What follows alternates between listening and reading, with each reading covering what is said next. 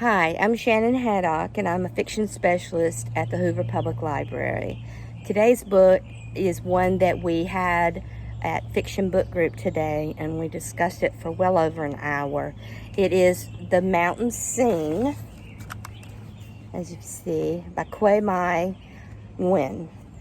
Now, she is a Vietnamese woman born in the North Vietnam area, a small village in North Vietnam, and moved to South Vietnam.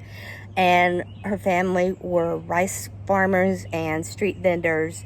She secretly entered a writing contest at a young age and won, going on to higher education and thus furthering herself. She spent so much of her time growing up listening to the elders' stories about the history of Vietnam, the Great Land Reform, the Great Hunger, the Vietnam War, all of that she heard about.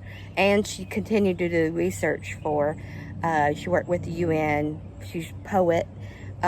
This is her first foray into writing in English, a story based in Vietnam. It is about one girl, Hoang, I think is pronounced her name, and her grandmother. And through the book, it changes narratives between the granddaughter and the grandmother. The grandmother is trying to share the family history, the Tran family, and that includes her birth, the grandmother's birth in 1920. Her family in the story were landowners, so they were persecuted under the Land Reform Act. And then the Great Hunger killed off some of their family. The grandmother had 6 children, so there were a lot of different perspectives brought into the story, whether they during war joined the North Vietnamese army or the South Vietnamese army, or escaped altogether. The granddaughter's mother was a doctor and went off to work in the medical field in the war, and was tortured beyond recognition. She comes home and she cannot share her story with her daughter. Throughout the book, you fall for these women's stories and the proverbs brought from Vietnam. They are so just profound. For the idea of patience, they say, soft and persistent rain penetrates the earth better than a storm.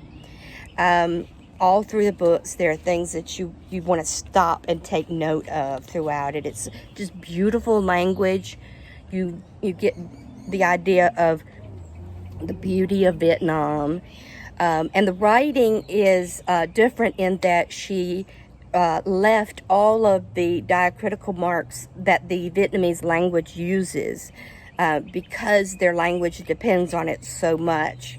I think that's a holdover from French occupation.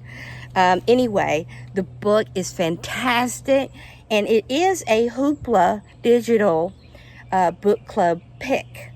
In Hoopla, you should be able to get to their discussion guide, which gives you music of Vietnam, recipes of Vietnam, an essay by the author, a family tree of the family.